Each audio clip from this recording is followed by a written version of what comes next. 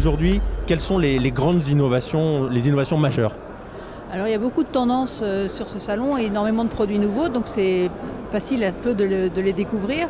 Je vais vous en citer 3 parmi d'autres, les nouvelles expériences sensorielles, les alternatives végétales et les produits free from, donc qui mettent en avant tout ce qui ne contiennent pas. Alors nous sommes devant les différents plots avec toutes ces innovations présentées.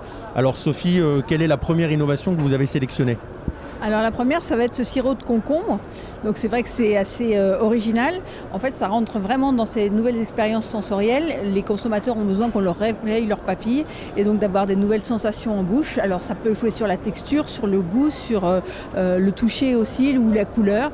Voilà, ce produit en est un parfait exemple. Et alors c'est la société Routin qui fabrique ce produit. Alors là, il s'agit d'une tisane au cola. Donc c'est une tisane, c'est vrai que c'est assez original comme goût pour une tisane. C'est un produit qui est dédié aux enfants, c'est sans sucre. Et c'est vraiment pour les aider à boire autre chose que des boissons sucrées. Alors Sophie, quelle est la prochaine innovation que vous nous avez trouvée? Alors il s'agit de brochettes de lupin. Le lupin, alors là tout de suite, je vous interromps tout de suite. Qu'est-ce que c'est que le lupin? Excusez-moi. Alors le lupin, c'est une fleur qui est bien connue, mais c'est aussi une oléagineuse, c'est une plante oléagineuse, donc au même titre que le pois par exemple ou que le soja. Et donc là, c'est vraiment une alternative à de la viande. On voit, c'est des brochettes comme des brochettes qui auraient pu être de poulet, de porc, de bœuf. Mais il existe d'autres formes, des choses panées ou des formes de steak par exemple, ou équivalent steak. Et là, vous avez des choses 100% végétales. Donc c'est la société Vivera qui produit ce produit-là.